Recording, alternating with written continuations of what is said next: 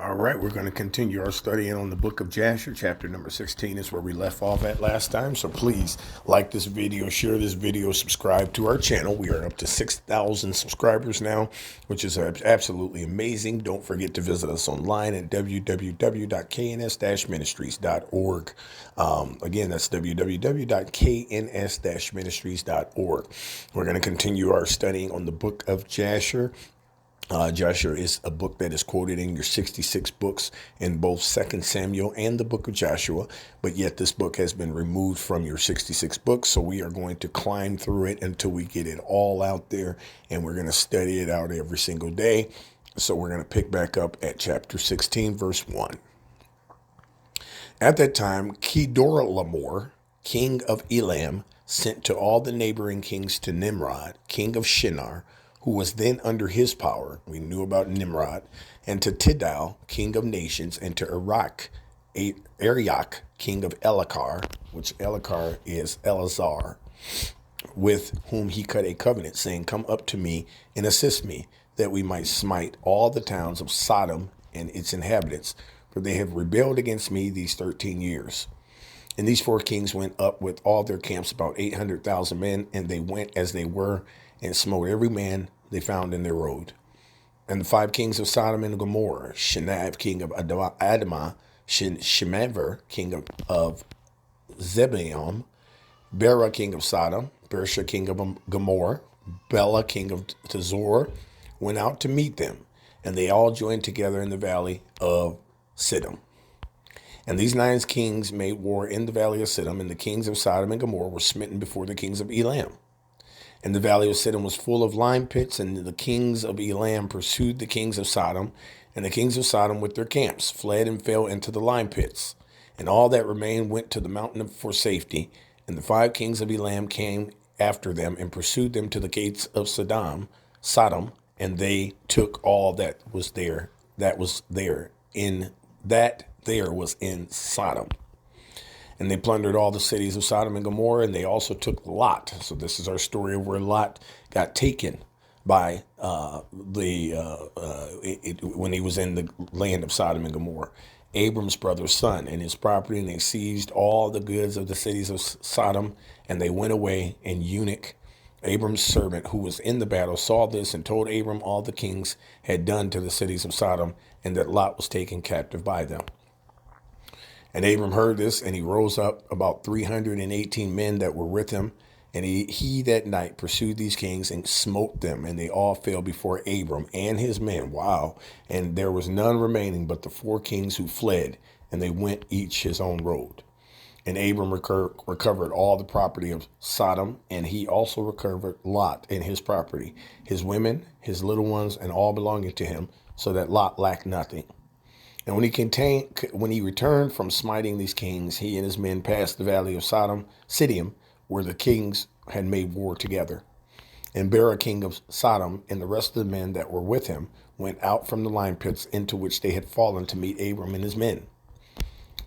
And Adizonech, king of Jerusalem, the same was Shem, which would have been, we know that breakdown is Melchizedek. With the same was Shem, went out with his men to meet Abram and his people with bread and wine, and they remained together in the valley of Melech. You read that in the 66. Abram went and met King Melchizedek with Shem, and he paid a tithe to Melchizedek, him with Shem. And Melchizedek blessed Abram, and Abram gave him a tenth, here it is, from all that he brought from the spoil of his enemies. For Melchizedek was a priest before Elohim. So here's your answer to Melchizedek. And all the kings of Sodom and Gomorrah who were there with their servants approached Abram and begged of him to return them their servants whom he had made captive, and to take unto himself all the property. And Abram answered the kings of Sodom, saying, As Yahuwah lives, who created heaven and earth, and all who redeemed my soul from all affliction, and who delivered me this day from my enemies, and gave them into my hand, I will not take anything belonging to you, that you may not boast tomorrow, saying, Abram became rich from our property that he saved. Wow. So they tried to offer him everything, and Abram said, No, I don't want it, because I don't want you boasting. For Yahuwah in whom I trust said unto me, you shall lack nothing, for I will bless you in all the works of your hands. This is why Abraham's faith was so strong. We just hear the watered down version that he had strong faith, but we don't know why he had strong faith and what are they talking about when they say strong faith. And now, therefore, behold, here is all belonging to you. Take it and go. As Yahuwah lives, I will not take from you from a living soul down to a shoe tie or thread, excepting the expense of food of those who went out with me to battle, as also the portions of the men who went with me, Anar, Eshcol, Mamre, they and their men, as well as those also who had remained to watch the baggage. They shall take their portion of the spoil. And the kings of Sodom gave Abram according to all he had said, and they pressed him to take of whatsoever he chose, but he would not. And he sent away the kings of Sodom and the remainder of their men, and he gave them orders about Lot, and they went to their respective places. And Lot, his brother's son, he also sent away with his property, and he went with them. And Lot returned to his home to Sodom, and Abram and his people returned to their home to the plains of Mamre, which is in Hebron. At that time, Yahuwah again appeared to Abram in Hebron, and he said, do not fear. Your reward is very great before me, for I will not leave you until I shall have multiplied you and blessed you and made your seed like the stars in heaven, which cannot be measured nor numbered. And I will give unto your seed, Abraham's seed, all these lands that you see with your eyes. To them will I give them for an inheritance forever. Only be strong and do not fear. Walk before me and be perfect. And in the 78th year of the life of Abram, in that year died Ruah, the son of Peleg, and all the days of Ruah was 239 years, and he died. And Sarai, the daughter of Haran, Abram's woman, was still barren in those days. She did not bear to Abram either a son or daughter. And when she saw that she had borne no children, she took her handmaid Hagar, whom Pharaoh had given her, and she gave her to Abram, her man, for a woman. For Hagar learned all the ways of Sarai, as Sarai taught. She was not in any way defiant in following her good ways. And Sarai said to Abram, behold, here is my handmaid Hagar. Go to her, and she may bring forth upon my knees, that I may also obtain children through her. And at the end of the 10 years of Abram's dwelling in the land of Canaan, which is the 85th year of Abram's life, Sarai gave Hagar unto him. And Abram hearkened to the voice of his woman, listening to his woman. That's why I told you guys, husbands, you don't listen to your wife. And he took his handmaid Hagar, and Abram came to her, and she conceived. And when Hagar saw that she had conceived, she rejoiced greatly, and her mistress was despised in her. Sarah was mad, despised in her eyes, and she said within herself, this can only be that I am better before Elohim than Sarai, my mistress. For all the days that my mistress has been with my Lord, she did not conceive, but me, Yahuwah, has caused in so short a time to conceive by him. So this was another story. This is the story that we read about later in the Old Testament. I can't remember the two, Penina and I forgot the other other woman's name, but I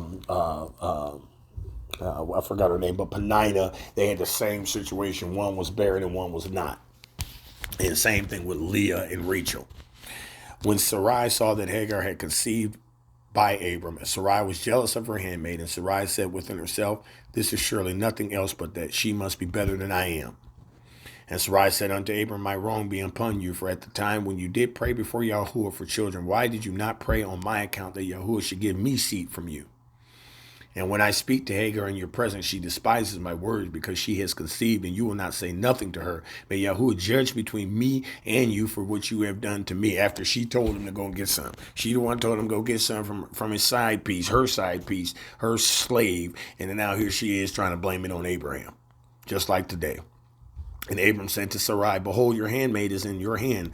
Do unto her as it may seem good in your eyes. And Sarai afflicted her, which means she probably whipped her. And Hagar fled from her to the wilderness. And an angel of Yahuwah found her in the place where she had fled by a well. And he said to her, do not fear, for I will multiply your seed, for you shall bear a son, and you shall call his name Ishmael. Now then return to Sarai, your mistress, and submit yourself under her hands. And Hagar called the place of the well Ber Lashiroi. It is between Kadesh and the wilderness of Bered.